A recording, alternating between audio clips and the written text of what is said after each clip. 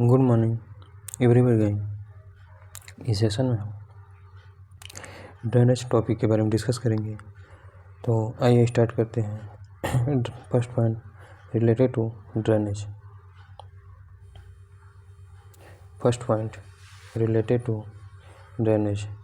Agricultural drainage is the removal of excess water known as free water or gravitational water from the surface or below the surface of the farmland।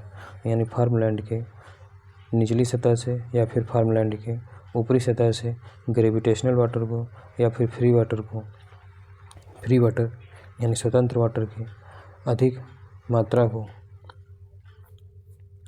हटाना ही agricultural drainage कहलाता है। फिर से agricultural drainage is the removal of excess water from a free water और gravitational water from the surface और below the surface of the farmland. यानी farmland के निचली सतह से या फिर फार्मलैंड के ऊपरी सतह से ग्रेविटेशनल वाटर को या फिर फ्री वाटर को या फिर पानी की अधिक मात्रा को रिमूव करने के सिस्टम को ही एग्रीकल्चरल ड्रेनेज के नाम से जाना जाता है। Second point related to drainage so as to create favourable soil conditions for plant growth. यानी प्लांट ग्रोथ के लिए जो फेवरेबल सॉइल कंडीशंस होता है उसको क्रिएट करना ड्रेनेज का मुख्य वर्क होता है। यानी so as to create favourable soil condition for plant growth. यानी प्लांट ग्रोथ के लिए सॉइल कंडीशंस को फेवरेबल बनाने के लिए ड्रेनेज किया जाता है। Next point related to drainage method. Drainage methods are two types. एक तो आपका सरफेस ड्रेनेज होता है यानी सतह के ऊपर से जो ड्रेनेज किया जाता है। दूसरा आपका सब सरफेस ड्रेनेज होता है जो सतह के नीचे से ड्रेनेज किया जाता है। First point related to surface drainage. First point related to surface drainage। first point related to surface drainage, it is the simplest and cheapest method of drainage। यानी surface drainage मेथड जो होता है वो सबसे सस्ता और सबसे सादा, सबसे सिंपल यानी सबसे सिंपलेस्ट यानी सबसे सरल और सबसे सस्ता ड्रेनेज का मेथड होता है। Next point related to surface drainage most common in India by digging open drains at suitable intervals and depth. यानी कि उचित अंतराल पर और उचित गहराई पर खाइयाँ को खोद कर डिगिंग ओपन ड्रेन्स यानी कि ओपन खोली हुई नालियाँ खोदकर भारत में सर्वाधिक रूप से ड्रेनेज किया जाता है। फिर से मोस्ट कॉमन इन इंडिया यानी सरफेस ड्रेनेज मेथड जो होता है वो भारत में बहुत ही ज़्यादा कॉमन है या फिर साधारण है। इसमें होता क्या है तो इसमें उचित अंतराल पर और उचित गहराई पर नालियाँ खोली हुई नालियाँ को खोदकर पानी को बाहर निकाला जाता है। Next point surface drainage are following types. Surface drainage are following type यानी सरफेस ड्रेनेज कितने प्रकार से होता है तो सरफेस ड्रेनेज होता है वो दो प्रकार से होता है। जो कि पहले नंबर पर आपका था ड्रेनेज ऑफ फ्लैट एरिया। यानी फ्लैट एरिया पे यदि हम ड्रेनेज करते हैं तो वो सरफेस ड्रेनेज के अंतर्गत आता है। दूसरा ब्रॉडबेड एंड फरो सिस्टम जिसे BBF के नाम से जानते हैं। ड्रेनेज ऑफ फ्लैट एरिया यानी फ्लैट एरिया से ड्रेनेज करते हैं। First point related to drainage of flat areas तो वेयर स्लोप लेस दैन 2% यानी कि जहाँ पर भूमि का ढाल 2% से कम होता है वहाँ पर फ्लैट एरिया ड्रेनेज के नाम से जाना जाता है। फिर से वेयर स्लोप लेस दैन 2% यानी वह स्थान जहाँ पर स्लोप 2% से कम होता है उसी को ड्रेनेज ऑफ फ्लैट एरिया के नाम से जानते हैं। Second point related to broad bed and furrow system जिसे हम BBF के नाम से जानते हैं। First point related to BBF field is laid out into 120 to 150 centimetre width and 45 centimetre wide furrows across the slope. यानी कि ढाल के विपरीत दिशा में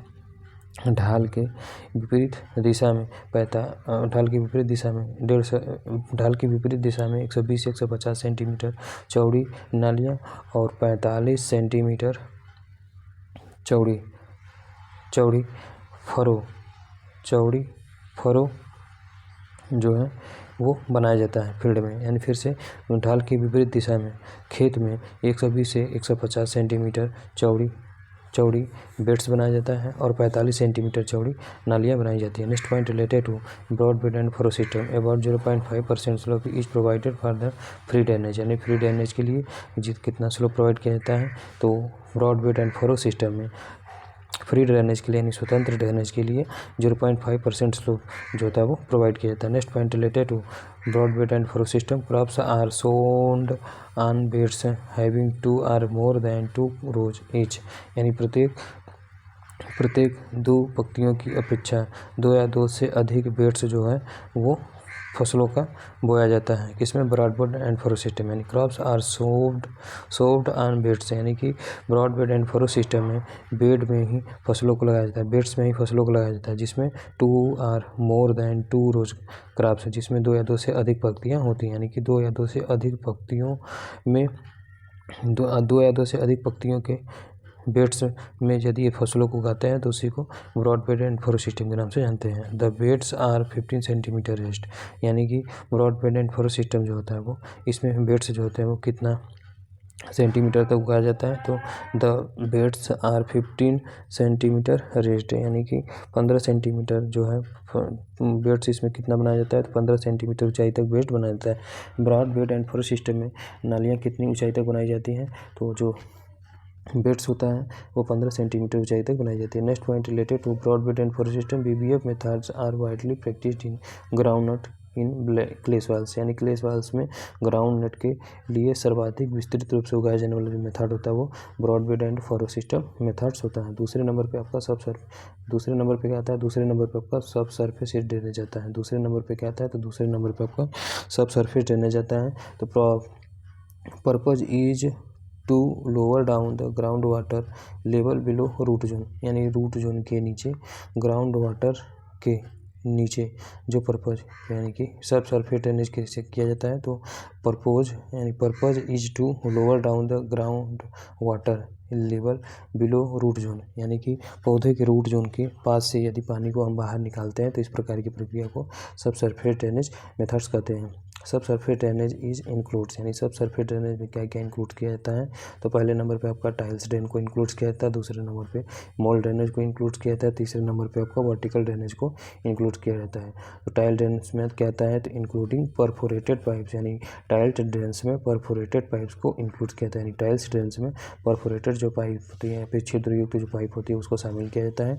मॉल ड्रेनेज में सुइटेबल फॉर क्ले सॉइल, यानी मॉल ड्रेनेज होता है वो क्ले सॉइल्स के लिए सर्वाधिक सुइटेबल्स होता है। वर्टिकल ड्रेनेज में क्या होता है, तो ड्रेनेज बाई डिजिंग वेल्स, यानी कि वर्टिकल ड्रेनेज में कुआं खोद कर ड्रेनेज किया जाता है, इस कॉल्ड वर्टिकल ड्रेनेज, इसीलिए इसे वर्टिकल ड्रेनेज कहते हैं। यानी वर्टिकल ड्रेनेज जो होता है वो कुआं को खोद कर किया जाता है, इसीलिए इसे वर्टिकल ड्रेनेज के नाम से जानता है। This practice in coffee gardens, यानी कि कॉफ़ी के गार्डन में कौन सा ड्रेनेज किया जाता है, तो कॉफ़ी के गार्डन्स में जो है वर्टिकल ड्रेनेज ज़्यादातर किया जाता है।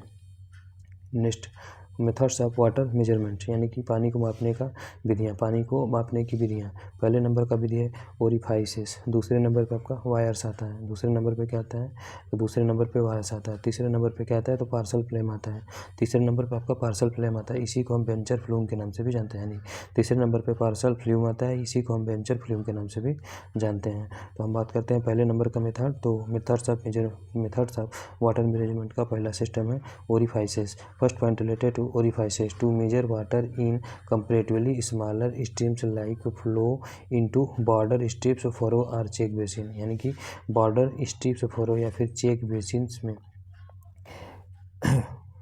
फिर से to measure water in comparatively small streams, यानी छोटे जो स्ट्रीम्स होते हैं, यानी छोटे स्ट्रीम्स होते हैं उसमें तुलनात्मक रूप से वाटर को मेजर करने के लिए ओरियोफाइसिस का प्रयोग करते हैं। Like flow into border strips furrow, यानी इसमें जो फ्लो होता है वो बॉर्डर स्ट्रिप फरो के रूप में होता है या फिर चेक बेसिन्स के रूप में होता है। नेक्स्ट मेथड है weirs used to measure the flow in an irrigational channel or the discharge of a channel outlet at the source, यानी कि इसका प्रयोग जो होता है, वायर्स का प्रयोग जो होता है वो इरिगेशनल चैनल्स में पानी के फ्लो को मेजर करने के लिए किया जाता है। यानी वायर्स का प्रयोग जो होता है इरिगेशन चैनल्स में ही पानी के फ्लो को मेजर करने के लिए किया जाता है। और डिस्चार्ज ऑफ ए चैनल, जहाँ पर पानी का डिस्चार्ज होता है, यानी जहाँ पर पानी जो होता है गिरता है नीचे की तरफ या फिर जहाँ से पानी आउटलेट होता है सोर्स से, तो वहाँ पर भी वायर्स के द्वारा मेजर किया जाता है। Basic equation for discharge through wires, यानी वायर्स के द्वारा जो पानी का डिस्चार्ज होता है उसके लिए एक बेसिक इक्वेशन बनाया गया है जिसका इक्वेशन होता है Q=CLH⁴M। Next point discharge relationship for suppressed wires, यानी सप्रेस्ड वायर्स के लिए जो डिस्चार्ज रिलेशनशिप होता है वो कितना होता है, तो 0.0184 LH⁴ होता है। यानी कि discharge relationship for suppressed wires, यानी सप्रेस्ड वायर्स के लिए जो डिस्चार्ज रिलेशनशिप होता है वो कितना होता है, तो 0.0184 L H⁴ होता है।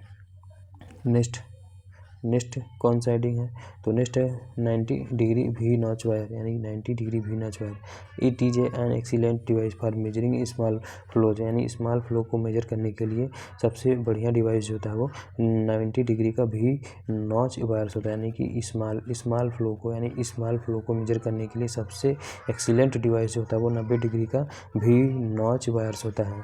द डिस्चार्ज में be computed using the formula, यानी कि 90 डिग्री का जो वी नॉच वायर्स होता है इसका जो डिस्चार्ज रेट होता है किस फार्मूला से कंप्यूट किया जाता है, तो ये फार्मूला है Q = 0.0138 H⁻25 होता है। तीसरे नंबर का मेथड है पार्सल फ्लूइड, इसी को हम बेंचर फ्लूइड के नाम से भी जानते हैं। First point related to Parshall flume, combination of weirs and submerged orifices, यानी ओरिफाइसेस यानी जलमग्न ओरिफाइसेस एंड वायर के कॉम्बिनेशन को ही हम पार्सल फ्लूइड के नाम से जानते हैं, यानी कि सबमर्ज्ड यानी फिर जलमग्न जो ओरिफाइसेस होता है और जो वायर्स होता है इन दोनों के कॉम्बिनेशन को ही पार्सल फ्लूइड के नाम से जाना जाता है। Next point related to Parshall flume, it can be used even in relatively shallow channels like irrigation furrow with flat gradients, यानी फ्लैट गार्डन्स के साथ फ्लैट ग्रेड्स के साथ इरिगेशन फ्लो, यानी फिर से can be used even in relatively shallow channels, यानी कि पार्सल फ्लूइड जो होता है वो रिलेटिवली शैलो चैनल्स में प्रयोग किया जाता है, यानी कि पार्सल फ्लूइड जो होता है वो रिलेटिवली शैलो चैनल्स में प्रयोग किया जाता है।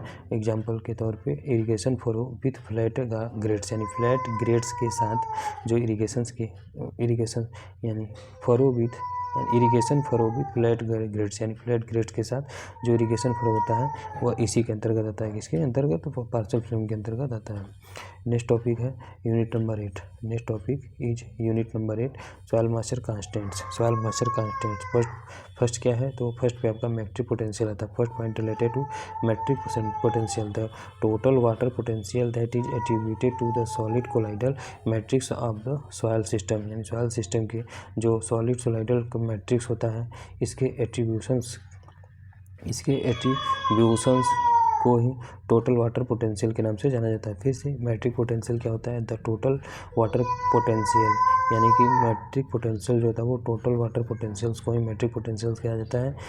It is attributed to the solid colloidal matrix of the soil system, यानी सॉइल सिस्टम के जो सॉलिड कोलाइडल मैट्रिक्स होते हैं उसी में यह एट्रीब्यूट किया जाता है, फिर इसका एट्रीब्यूशन होता है। नेक्स्ट है कैपिलरी पोटेंशियल। कैपिलरी पोटेंशियल क्या होता है, तो the energy with which water is held by soils is defined in the term of capillary potential, यानी कि वह शक्ति जिसके द्वारा सॉइल्स में पानी अवशोषित होता है, सॉइल्स में जो पानी होता है वो धारण करता है। फिर से the energy with which water is held by soils, यानी कि वह एनर्जी जिसके द्वारा सॉइल्स में पानी ग्रहण होता है तो उस पोटेंशियल को ही कैपिलरी पोटेंशियल कहते हैं। नेक्स्ट सीपेज, नेक्स्ट टर्म है seepage horizontal flow of water channel is called seepage, यानी कि हॉरिजॉन्टल का मतलब यही होता है, horizontal flow of water channel, यानी वाटर चैनल में जब पानी का फ्लो हॉरिजॉन्टल होता है तो उसी को सीपेज के नाम से जाना जाता है। Second point related to seepage, water loss from the irrigation channel और canal is mainly due to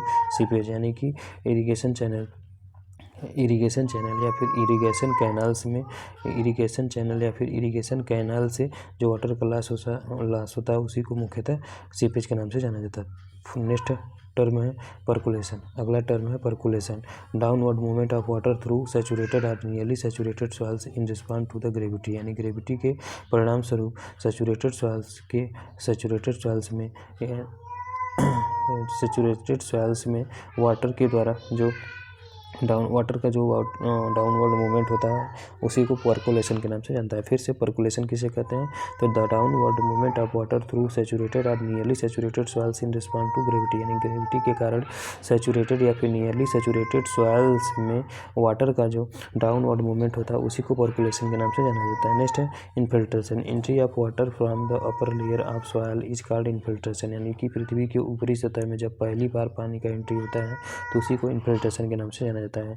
next point, it occurs in unsaturated soils, यानी इन्फिल्ट्रेशन जो होता है वो अनसैचुरेटेड सॉइल्स में देखने को मिलता है जबकि परकुलेशन जो होता है वो सैचुरेटेड सॉइल्स में देखता है। ये मोस्ट डिफरेंसेस, यानी परकुलेशन एंड इन्फिल्ट्रेशन के बीच में जो मोस्ट डिफरेंसेस होता है वो ये होता है कि परकुलेशन सैचुरेटेड सॉइल्स में होता है जबकि इन्फिल्ट्रेशन जो होता है अनसैचुरेटेड सॉइल्स में होता है। Next leaching, next topic is leaching, downward movement of nutrients and salt from the root zone with the water, यानी पानी की सहायता से पौधे के रूट जोन में न्यूट्रिएंट्स एंड साल्ट का डाउनवर्ड मूवमेंट होना ही लीचिंग कहलाता है। ठीक, नेक्स्ट है saturation, saturation capacity. What do you mean saturation capacity? Saturation capacity से आप क्या समझते हो? तो सैचुरेशन कैपेसिटी क्या होता है? तो सैचुरेशन कैपेसिटी में क्या आता है? तो saturation capacity, first point related to saturation capacity, when all the soil pores are filled with water at a tension of 0 bars is termed as saturated capacity, यानी कि जब सॉइल्स के सभी पोर्स पानी से जीरो टेंशन तक, यानी zero tension तक, यानी कि when all the 12 pores are filled with water, यानी कि जब पानी, जब सभी प्रकार के पोर्स जो होते हैं वो पानी से जीरो टेंशन बार तक जो है टेंशन ऑफ 0 बार से, यानी 0 टेंशन बार तक भर जाते हैं, तो उसी को हम सैचुरेशन कैपेसिटी के नाम से जानते हैं। फिर से, जब सॉइल का सभी प्रकार, यानी जब सॉइल के सभी प्रकार के पोर्स जो होते हैं वो 0 टेंशन बार तक भर जाते हैं, तो उसी को सैचुरेशन कैपेसिटी के नाम से जाना जाता है। Next point, it is called maximum water holding capacity, यानी सैचुरेशन कैपेसिटी को ही हम मैक्सिमम वाटर होल्डिंग कैपेसिटी के नाम से जानते हैं। नेक्स्ट है field capacity, discuss about field capacity. Field capacity को हम किस नाम से जानते हैं? First point related to field capacity, the soil moisture content after 2 to 3 days of irrigations and after drainage of gravitational water has become very slow and soil moisture content had become relatively stable, यानी soil moisture content after 2 to 3 days of irrigation, यानी irrigations के 2 से 3 दिन बाद जो soil moisture का content होता है and after drainage of gravitational water, और ग्रेविटेशनल वाटर के ड्रेनेज के बाद भी होता है। फिर से that soil moisture content after 2 to 3 days of irrigation and after drainage of gravitational water has become very slow and soil moisture content had become relatively stable, यानी the soil moisture content after 2 to 3 days of irrigation and after drainage of gravitational water has become very slow, यानी कि यदि हम soil moisture content after 2 to 3 days of irrigation, यानी irrigations के 2 से 3 दिन बाद जो सॉइल मॉइस्चर का कंटेंट होता है यह ग्रेविटेशनल ठीक एंड बहुत गलत दिया है यहाँ। The soil moisture content after 2 to 3 days of irrigations and after drainage of gravitational water has become very slow, यानी कि जब irrigation soil moisture content after 2 to 3 days irrigation, यानी इरीगेशंस के 2 से 3 दिन बाद जो सॉइल का मॉइस्चर कंटेंट होता है वो इसका ग्रेविटेशनल ड्रेनेज, यानी इसमें पानी का जो ग्रेविटेशनल वाटर होता है वो बहुत ही ज़्यादा स्लो हो जाता है। Soil moisture content had become relatively stable, और इसमें जो सॉइल मॉइस्चर कंटेंट होता है वो तुलनात्मक रूप से स्टेबल रहता है, स्थायी रहता है। Next point related to field capacity, at the field capacity the large pores filled with airs and the micro pores are filled with water, यानी कि फील्ड कैपेसिटी में जो लार्ज पोर्स होते हैं वो हवा के द्वारा भर जाते हैं, और वो जो माइक्रो पोर्स होते हैं वो वाटर के द्वारा भर जाते हैं, यानी कि फील्ड कैपेसिटी में जो लार्ज पोर्स होते हैं, यानी बड़े पोर्स होते हैं वो हवा के द्वारा भर जाते हैं, और जो माइक्रो पोर्स होते हैं वो वाटर के द्वारा भर जाते हैं। Next point, it is considered as the upper limit of water availability to plant, यानी प्लांट की जो वाटर अवेलेबिलिटी होती है इसकी अपर लिमिट को क्या कहते हैं?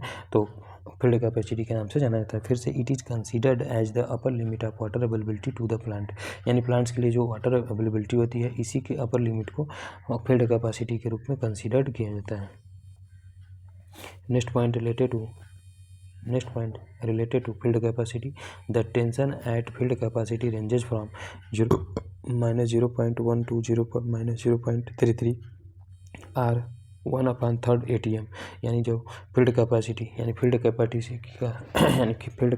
का जो टेंशन होता है कितने से कितने रेंज के बीच में होता है? तो फील्ड कैपेसिटी का जो टेंशन रेंज होता है वो -0.1 से लेके -0.33 बार तक होता है, इसी को हम 1/3 ATM के नाम से जानते हैं। Next point, it is determined with the help of pressure plate operators, यानी कि फील्ड कैपेसिटी का मेजरमेंट जो है या फिर फील्ड कैपेसिटी का जो डिटर्मिनेशन या फिर निर्धारण किया जाता है वो प्रेशर प्लेट ऑपरेटर्स पे किया जाता है, किया जाता है।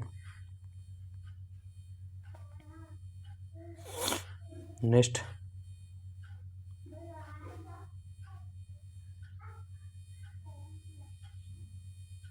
Next topic is permanent wilting point. यानी परमानेंट बिल्टिंग पॉइंट किसे कहते हैं। Next point, permanent wilting point किसे कहते हैं। The concept permanent wilting point proposed by Briggs and Shantz in 1912 ईस्वी में।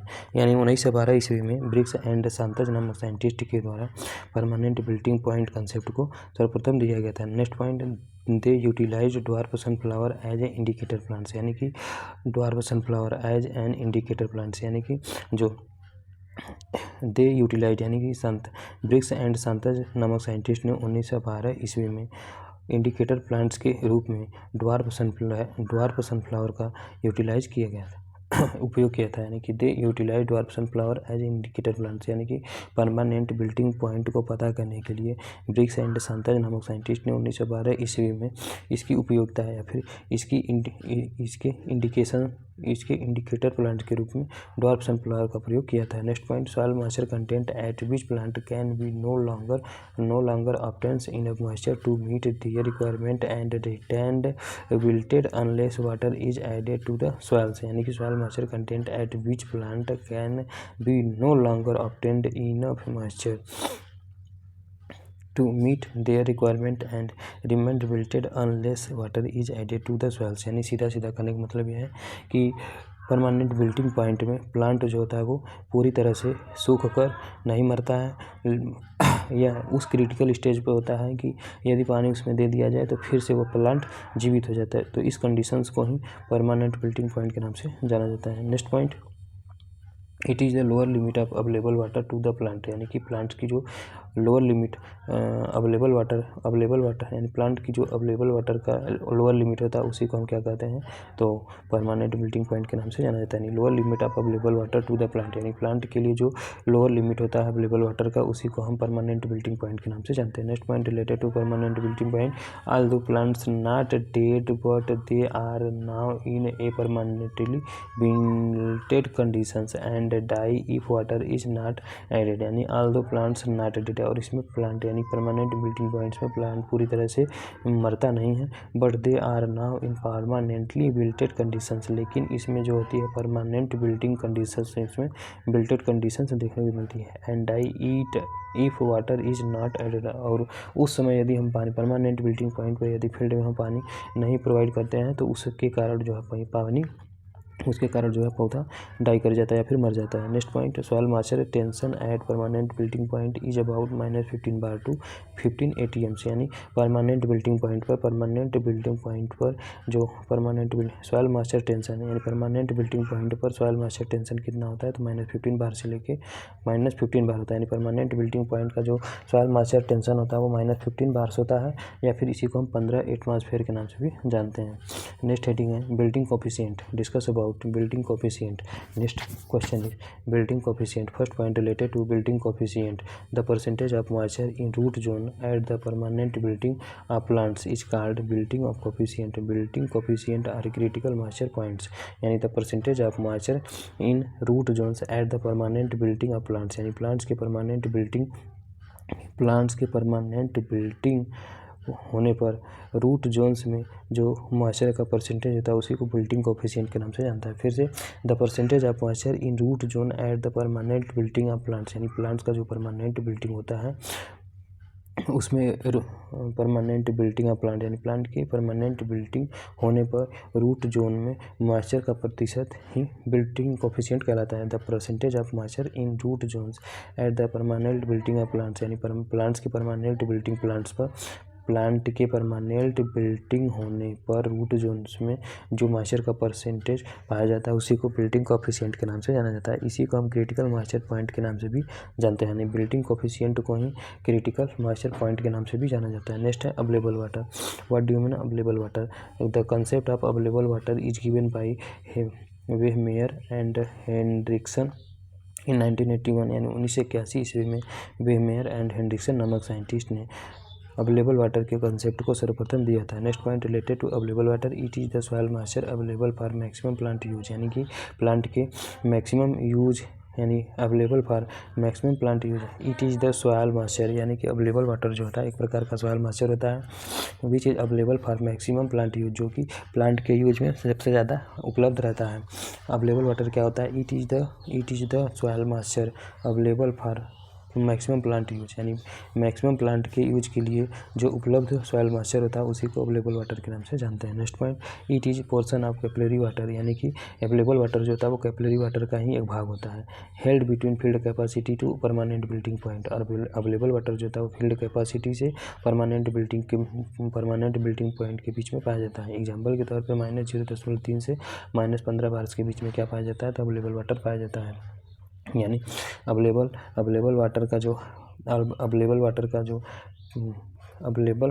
वाटर जो होता है वो -0.33 से -15 बार के बीच में पाया जाता है। यानी अवेलेबल वाटर जो होता है वो -0.33 बार से लेके -15 बार तक यह पाया जाता है।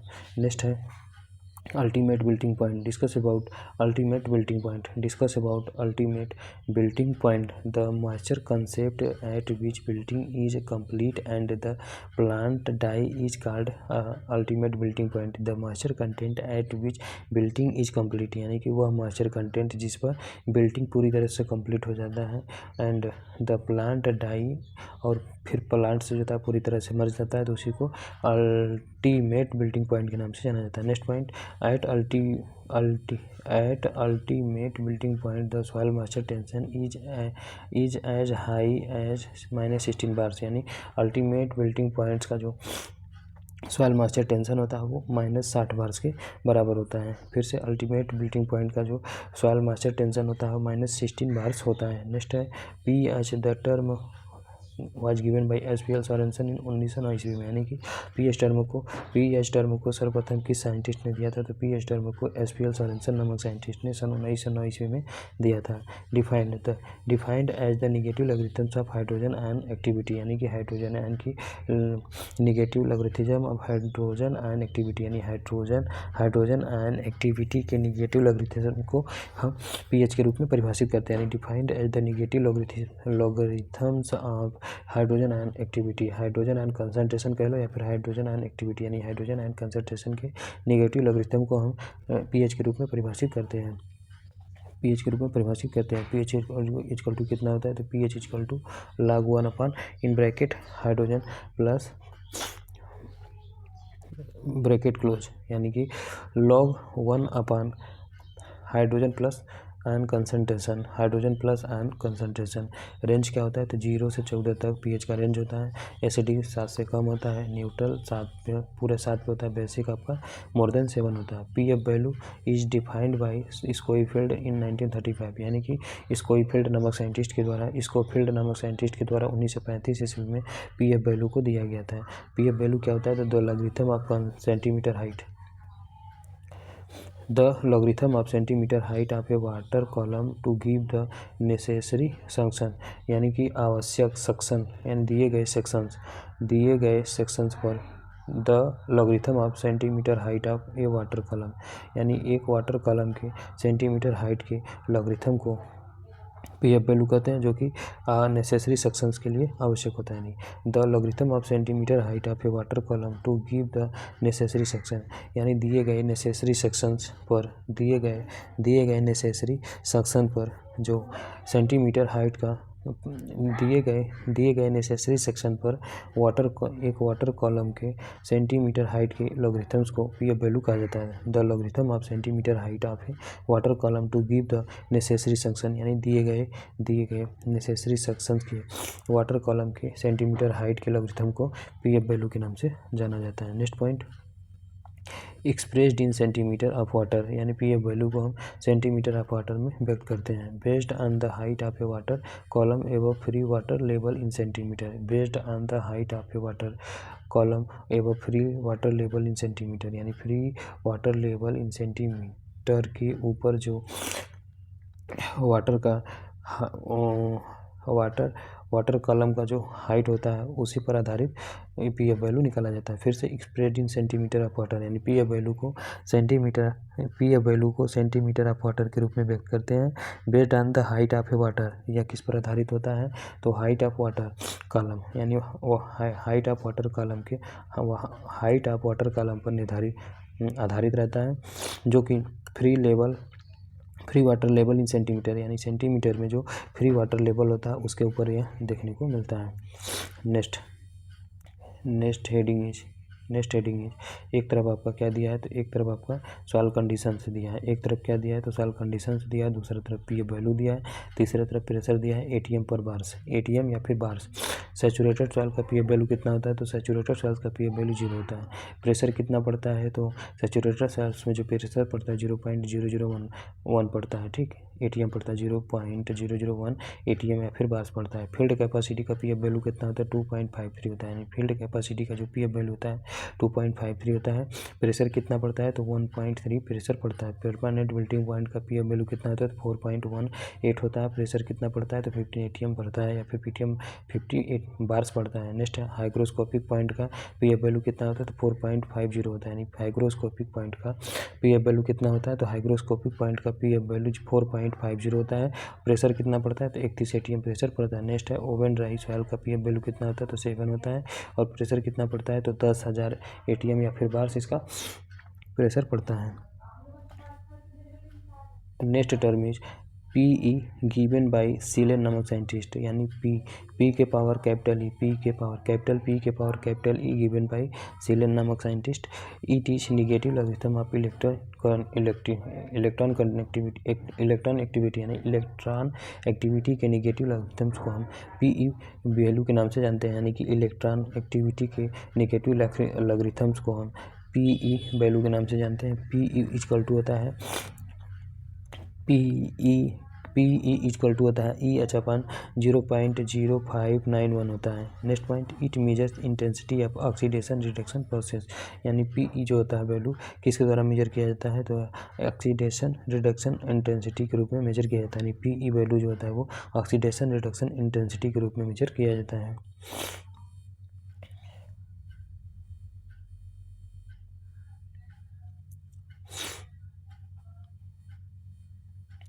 नेक्स्ट सेशन में हम मेजरमेंट ऑफ सॉइल मॉइस्चर के बारे में डिस्कस करेंगे। Thank you very much guys. Next session में हम मेजरमेंट ऑफ सॉइल मॉइस्चर के बारे में डिस्कस करेंगे। Thank you very much guys.